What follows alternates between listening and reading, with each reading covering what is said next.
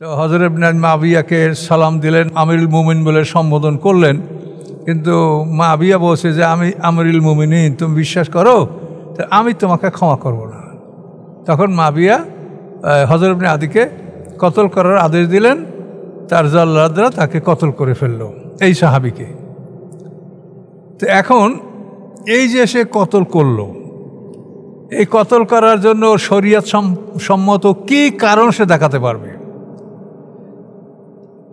আলী, ইমাম হাসান হোসেন এদেরকে মেম্বারে বসে গালি দেওয়া হচ্ছে। উনি তাকে বলছে যে তুমি এটা বন্ধ করো, নামাজ পড়াও। নামাজ পড়ায় সে কি একটা কঙ্কর মারছে মসজিদ, তাতে কি সে জখম হয়েছে না অ্যাক্সিডেন্ট করছে? সে তো এটার পরেই নামাজ পড়ালো। যদি জখম হইতো, রক্ত বাইরে হতো, তার উজু যাইতো, তাহলে তো উজু করতে যাইতো, নামাজে তা তো না। এটা জাস্ট একটা অপমান যে একজন একটা প্রাদেশিক গভর্নর, তাকে সে একটা কঙ্কর নিক্ষেপ করছে, এই জন্য তাকে হত্যা করা হলো। এই লোক এই কাম করছে, আর আমাদের হুজুররা তাকে কিভাবে ভালো বানাবে, রক্ষা করবে, এই জন্য তারা বুদ্ধি খুঁজতেছে, ইতিহাসের ফাঁকর ফোকর খুঁজতেছে। তো এই জন্য আমার করার কিছু নাই, কিন্তু আমার যেটা বলা সেটা আমি বলছি। আল্লাহ সাক্ষী, আপনারা সাক্ষী, পৃথিবী সাক্ষী থাকবে জন্য যে সূরা জুমারে আল্লাহ তাআলা সম্ভবত 30-31 নম্বর আয়াতে আল্লাহ বলছেন, ইন্নাকা মাইতুন ওয়া ইন্নাহুম মাইতুন, হে রাসূল আপনিও মরণশীল, তারাও মরণশীল। সুম্মা ইন্নাকুম ইয়াউমাল কিয়ামাতি ইনদা রাব্বিকুম তাকতাসিমুন, তারপর কিয়ামতের দিন তোমরা তোমাদের রবের কাছে তর্কে লিপ্ত হবে। তো এই বিষয়টা নিয়ে আল্লাহ আমাদেরকে তর্ক বিতর্ক করার সুযোগ দেবেন, প্রমাণ করতে হবে। আমি যদি আজকে মুআবিয়াকে সমর্থন করি এবং তাকে ভালো বলে প্রচার করি, তো এটাকে আমার প্রমাণ করতে হবে আল্লাহর কাছে, তুমি প্রমাণ করো। চ্যানেলটি সাবস্ক্রাইব করে আমাদের সঙ্গেই থাকুন। আমরা কালকে একটা বিষয় সম্পর্কে আলোচনা করছিলাম, এই বিষয়গুলি স্পর্শকাতর। তো এই বিষয়গুলি আমরা যেটা আলোচনা করছিলাম কালকে, জিয়াদ ইবনে সুমাইয়া পর্যন্ত আলোচনা করছিলাম যে এই জিয়াদ খুবই একজন যোগ্য ব্যক্তি, অত্যন্ত ক্ষমতাসীন ব্যক্তি। তো এই ব্যক্তি হযরত আলী রাদিয়াল্লাহু তাআলা আনহুর সমর্থক ছিলেন। আলী রাদিয়াল্লাহু আনহু তাকে পারস্যের গভর্নর নির্বাচন করেছিলেন। এই লোকটাকে মুআবিয়া কীভাবে তার দলে ভিড়াবে, এটি ছিল তার চিন্তা। এই দলে ভিড়াবার জন্য বহু কৌশল করে কিছুই করতে পারে নাই। শেষ পর্যন্ত 44 হিজরিতে, মুআবিয়া তো 41-এর ক্ষমতা আসে 3 বছর পর, এই লোকটাকে কি করে ভিড়ালো যে এই লোকটার বাবার নাম নাই, জিয়াদ ইবনে সুমাইয়া, সুমাইয়া হলো মায়ের নাম। জিয়াদ ইবনে আবিহে, ইতিহাসে দেখবেন এই নামটা এটাই, জিয়াদ ইবনে আবিহে অথবা জিয়াদ ইবনে সুমাইয়া। এখন এই লোকটার যে পিতৃ পরিচয় নাই, বংশ পরিচয় নাই, এটা একটা লজ্জার ব্যাপার। তো মুআবিয়া তাকে বলল যে আমি তোমার এই লজ্জা দূর করব, তোমার এই অভাব আমি দূর করব, তুমি আমার পিতার সন্তান, তুমি আমার ভাই। আসলেই ও আবু সুফিয়ানের সাথে ওর মার সাথে অবৈধ সম্পর্ক ছিল, তাতে সে জাহিলিয়াতে জন্মগ্রহণ করছে। সবাই জানে যে এটা আবু সুফিয়ান থেকে। সমাজে একটা কুকর্ম হইলে কেউ বলুক কি না বলুক, জানে কিন্তু সবাই, তো এটা সবাই জানে। তো মুআবিয়া তার ছেলে, সেও জানে। এখন ওইটা ঘোষণা করে দিল যে তুমি আমার পিতার সন্তান, তোমার বাবা আবু সুফিয়ান, তুমি আমার ভাই, তুমি কুরাইশ বংশের সদস্য, তোমার আর ওইভাবে দুর্বলতা নাই। আর সে যে মানে তাদের আইন কানুন যে কঠিন, তা তো বুঝতেই পারছেন। হাঁ করার ক্ষমতা নাই কেউ, তাহলে এবার গর্দান পড়ে যাবে মাটিতে, কে ভয়তে কি বলবে। বাস এখন জিয়াদ সে পরিচয় দিচ্ছে, জিয়াদ ইবনে আবু সুফিয়ান। এই দিয়া জিয়াদকে সে দলে নিল এবং জিয়াদকে প্রথমে বসরার গভর্নরই তাকে দিল। বসরার সে গভর্নর ছিল এবং অত্যন্ত জুলুম অত্যাচার করে মানে রাষ্ট্রের একটা প্রভাব সমাজে এমনভাবে সৃষ্টি করেছিল যে রাষ্ট্রের বিরুদ্ধে যাতে হাঁ হু কেউ করতে না পারে। বহু মানুষকে হত্যা করেছে, বহু মানুষের হাত কেটেছে, এই জুলুম অত্যাচার করে সে এগুলি করেছে, রাষ্ট্রকে মজবুত করছে। তো এইভাবে করার পরে 50 হিজরিতে যখন মুগিরা মারা যায়, এও একজন কিন্তু খুব বিচক্ষণ রাজনীতিবিদ। তো মুগিরা কুফার গভর্নর ছিল, তখন এই জিয়াদকে কুফারও গভর্নর বানানো হয়, বসরা কুফা দুইটা প্রদেশের। তো এই সময় যে কারণে একজন বিশিষ্ট সাহাবী শাহাদাত বরণ করেন, সাহাবীর নাম হলো হজর ইবনে আদি। এই হজর ইবনে আদি একজন প্রবীণ সাহাবী। মুআবিয়া এই লোকটাকে হত্যা করেছে। কেন হত্যা করেছে? এই যে জিয়াদ, এই জিয়াদ যখন কুফারও গভর্নর হলো, তখন জামে মসজিদে জুমার দিন খুতবা দেওয়ার পরে হযরত আলী, হাসান, হোসেন এদেরকে গালি দেওয়া, এটা উমাইয়ারা মানে 60 বছর পর্যন্ত,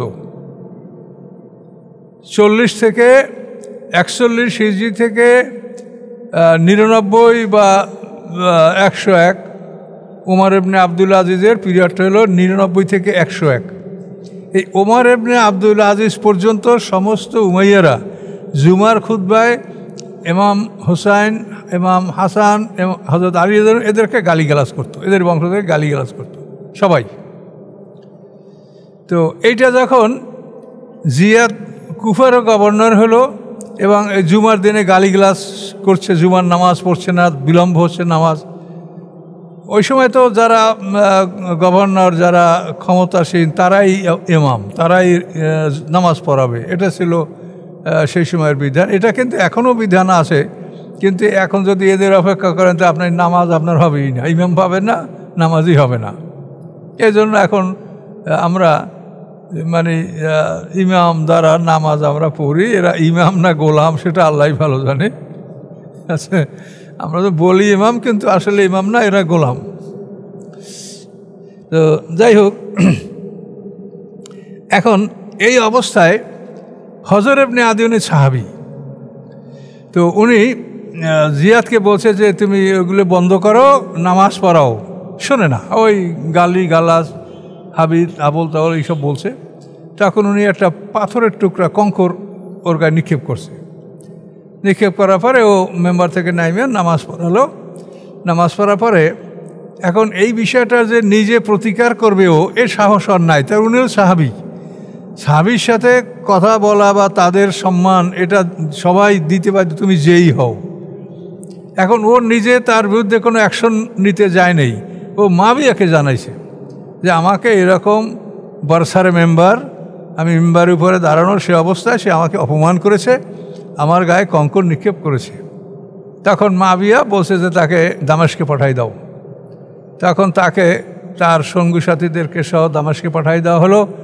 তো হযরত ইবনে মুআবিয়াকে সালাম দিলেন, আমিরুল মুমিন বলে সম্বোধন করলেন। কিন্তু মুআবিয়া বলছে যে আমি আমিরুল মুমিনিন, তুমি বিশ্বাস করো তো আমি তোমাকে ক্ষমা করব না। তখন মুআবিয়া হযরত ইবনে আদিকে কতল করার আদেশ দিলেন, তার জল্লাদরা তাকে কতল করে ফেলল, এই সাহাবীকে। তো এখন এই যে সে কতল করলো, এই কতল করার জন্য শরীয়ত সম্মত কি কারণ সে দেখাতে পারবে? আলী, ইমাম হাসান, হোসেন এদেরকে মেম্বারে বসে গালি দেওয়া হচ্ছে, উনি তাকে বলছে যে তুমি এটা বন্ধ করো, নামাজ পড়াও।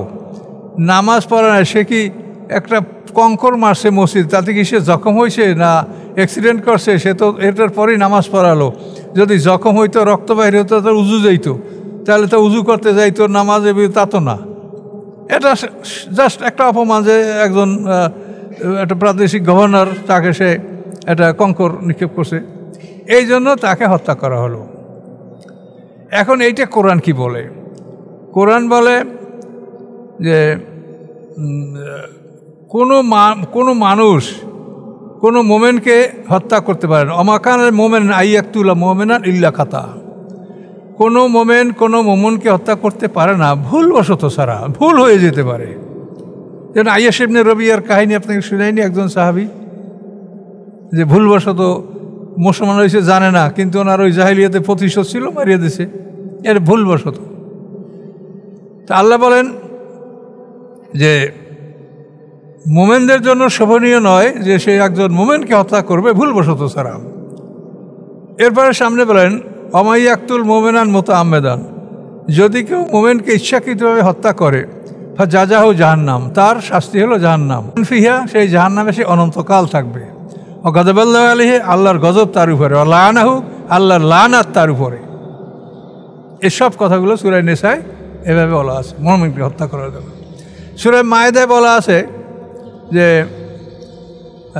মেন আদলে জালিকা কাতাবনা আলা বানি ইসরাইলা, এই কারণে আমি বনি ইসরাইলদের উপরে বিধান করে দিয়েছি, আন্নাহু মান কাতালা নাফসান বেগাইরে নাফসিন আও ফাসাদিন ফিল আরদি ফাকান্নামা কাতালান নাসা জামিয়া, যে কোনো মানুষ হত্যা করে কোনো মানুষের বিনিময় ছাড়া, যে খুনের বদলে খুন এটা বিনিময়, মানুষের বিনিময় ছাড়া যদি কেউ মুমিনকে হত্যা করে ফাকান্নামা কাতালান নাসা জামিয়া, মনে হবে যেন সে পৃথিবীর সমস্ত মানুষ খুন করল। এই সমস্ত কথা ডাইরেক্ট কোরআনে থাকার পরে এই লোক এই কাম করছে, আর আমাদের হুজুররা তাকে কিভাবে ভালো বানাবে, রক্ষা করবে, এই জন্য তারা বুদ্ধি খুঁজতেছে, ইতিহাসের ফাঁকর ফোকর খুঁজতেছে। তো এই জন্য আমার করার কিছু নাই, কিন্তু আমার যেটা বলা সেটা আমি বলছি, আল্লাহ সাক্ষী, আপনারা সাক্ষী, পৃথিবীর সাক্ষী থাকবে জন্য।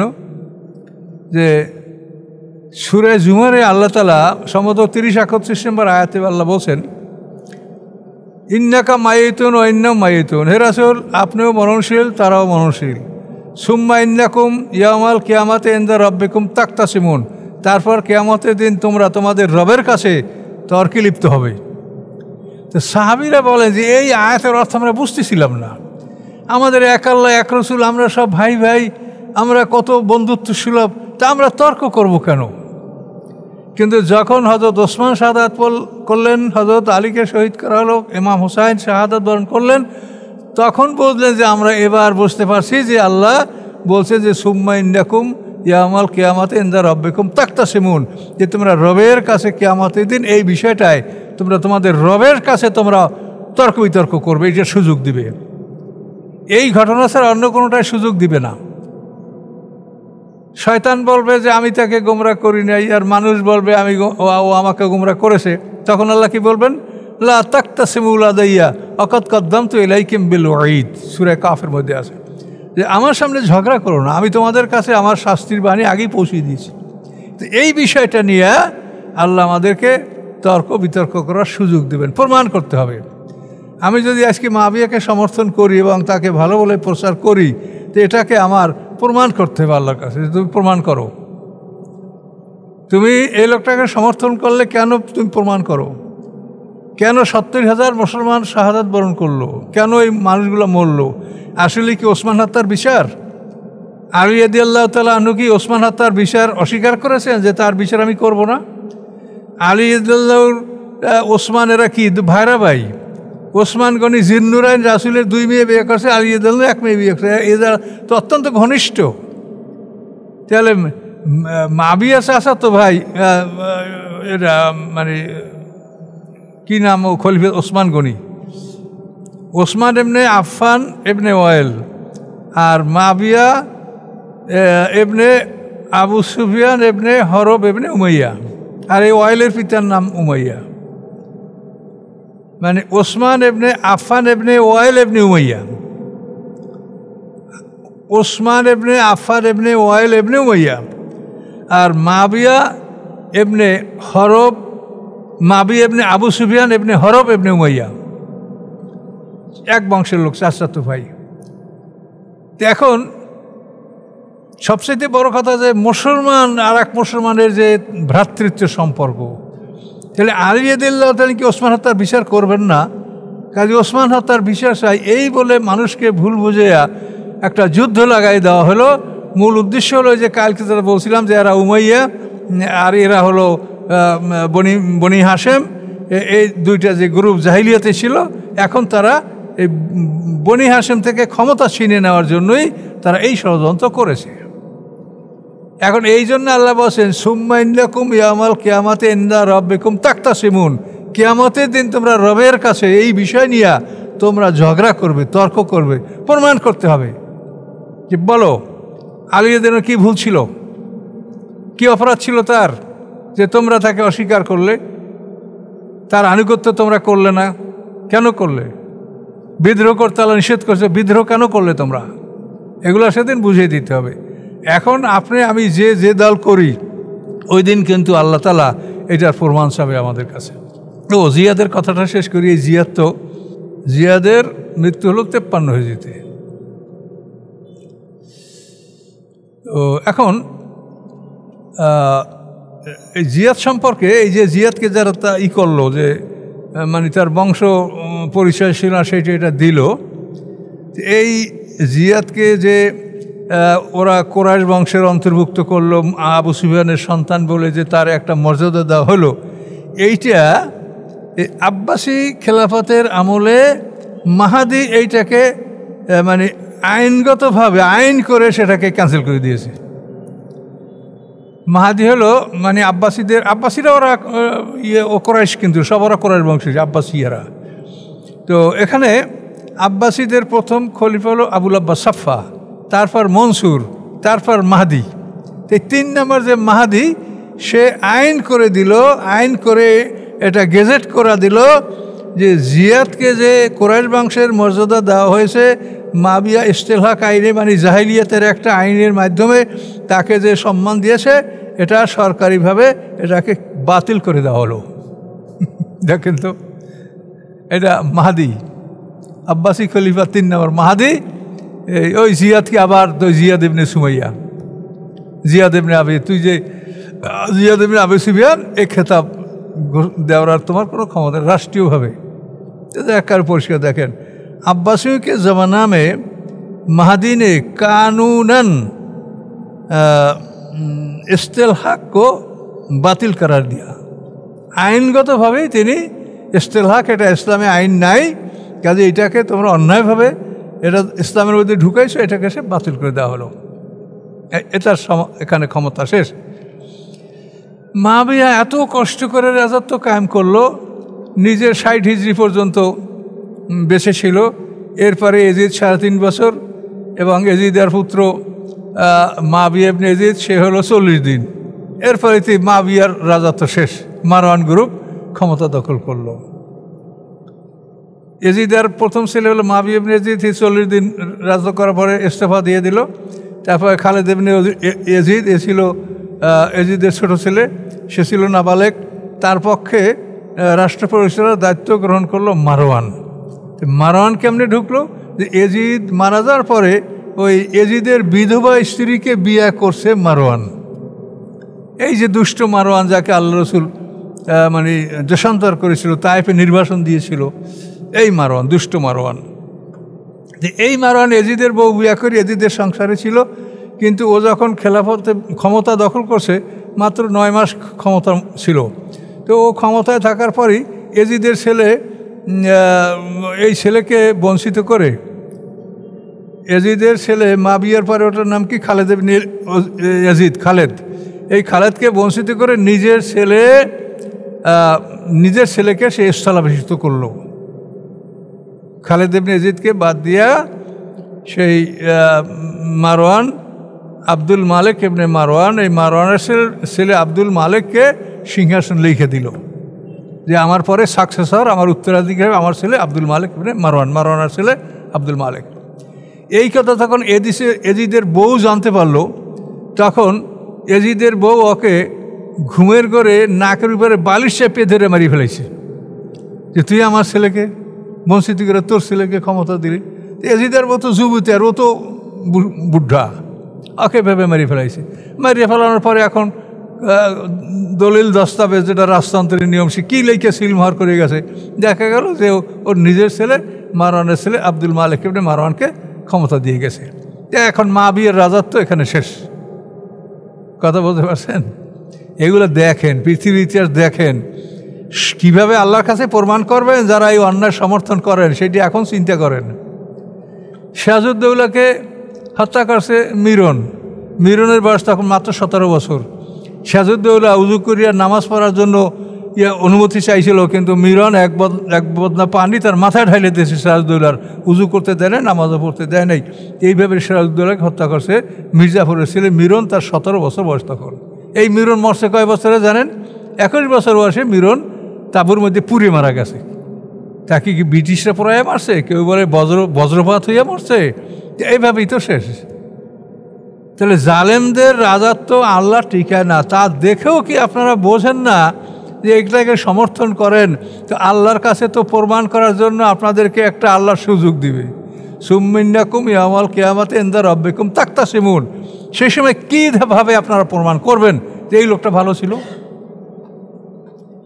যে নিজের বাবার ইজ্জতকে নষ্ট করে রাজনীতি করে?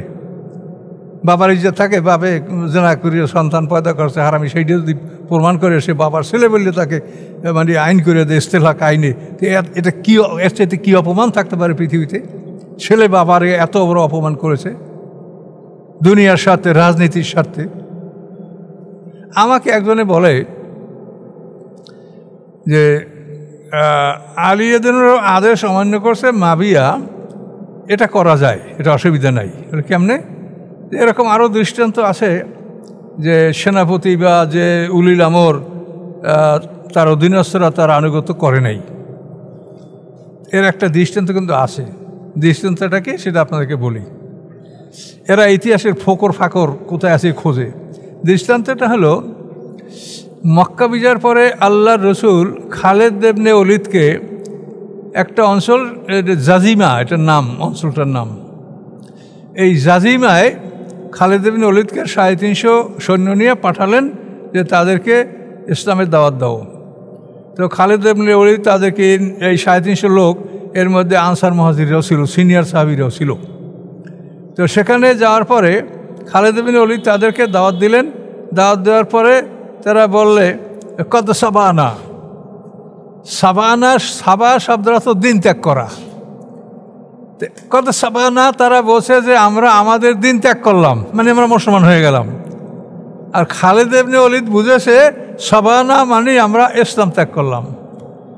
সাবা শব্দ অর্থ দিন ত্যাগ করা, আপনাদেরকে বলছি না আগে, সাবা শব্দ অর্থ দিন ত্যাগ করা। তো এখন এই যে বুঝতে ভুল হয়েছে, খালেদ ইবনে ওলীদ মনে করছে কত সাবানা মানে আমরা আমাদের দিন ত্যাগ করছি, মানে আমরা ইসলাম ত্যাগ করছি। আর ওরা বলছে সাবানা মানে আমরা আমাদের ধর্ম ত্যাগ করছি, আমরা মুসলমান হয়েছি। এই কথাটা খালেদ ইবনে ওলীদ বুঝতে পারে নাই, যার জন্য খালেদ ইবনে ওলীদ এবং তার সঙ্গী সাথীরা তাদের হাতে যে বন্দী ছিল তাদেরকে হত্যা করেছে। আর আনসার মুহাজিরদের হাতে যে বন্দী ছিল তারা হত্যা করে নাই। তারা বিষয়টা বুঝতে পারছে যে আসলে তারা ইসলাম ত্যাগ করে নাই, তাদের ধর্ম ত্যাগ করছে। এই একটা ভুল বুঝাবুঝি। এইটা আল্লাহ রসুলের কাছে যখন খবর গেল, তো আল্লাহ রসুল খুব দুঃখ প্রকাশ করলেন। তিনি অন্তত 3 বার বললেন যে আল্লাহ, খালেদ যা করেছে আমি তার থেকে দায়মুক্ত, আমি সেজন্য আমি দায়বদ্ধ না, আমি সে দায়িত্ব আমি নিতে পারবো না। আল্লাহ সেই কথা 3 বার বলছেন। এরপর খালেদ ইবনে ওলীদ আসে।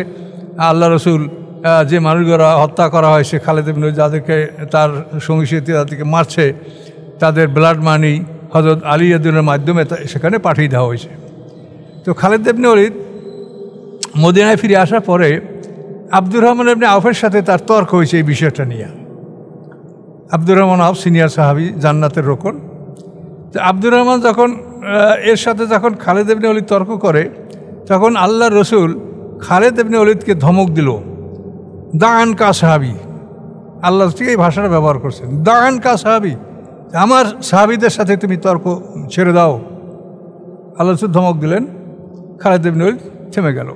তো এখানে দেখেন যে এই যে খালেদ ইবনে ওলীদ সেনাপতি, সিনিয়র আনসার মুহাজিররা তার আদেশটা পালন করে নাই। কেন করে না? যে সে ভুল করছে, বুঝতে পারে নাই, এরা ভুল করে নাই। তাহলে এইটা দিয়ে দলিল দেওয়া যাবে যে তাহলে সেনাপতি বা উলিল আমরের আদেশ অমান্য করা যাবে কি? এই দলিল মানে কোথায় যে পাবে মাবিয়াকে বাঁচানোর জন্য, মাবিয়াকে ভালো বানাবার জন্য যে বুদ্ধি কোথায় পাবে খুঁজে এইটা পাইছে যে খালেদ ইবনে ওলীদের কথা তারা শুনে নেয়। তো খালেদ ইবনে ওলীদের কথা শুনে নাই কেন? সেদিন দেখবে না যে সে বুঝতে পারে নাই, ভুল করছে। আর খালেদ ইবনে ওলীদ সাহাবী, আর অন্য সে তো 2 নম্বর সাহাবী, হুদায়বিয়ার পরে সে ইসলাম গ্রহণ করছে, সে তো 1 নম্বর না সাহাবীদের মধ্যে। এবং আব্দুর রহমান আওফের সাথে তর্ক, আর ধমক দায়ান কা সাহাবী, এই বেটা আমার সাহাবীদের সাথে তর্ক করো না। তাহলে আল্লাহ রসুল সমর্থন করলেন কাকে? জুনিয়রকে না সিনিয়রকে? তো সিনিয়রকে সাপোর্ট করেন। তো আপনারা সাপোর্ট করতেছেন কাকে? আলী আর মুআবিয়া, সিনিয়রকে।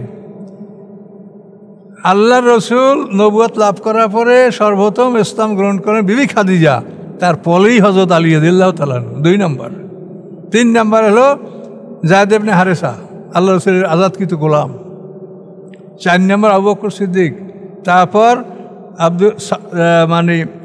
তালহা, জুবায়ের, সাদ, আব্দুর রহমান আওফ আর ওসমান গনি, এরপরে এই 5 জন।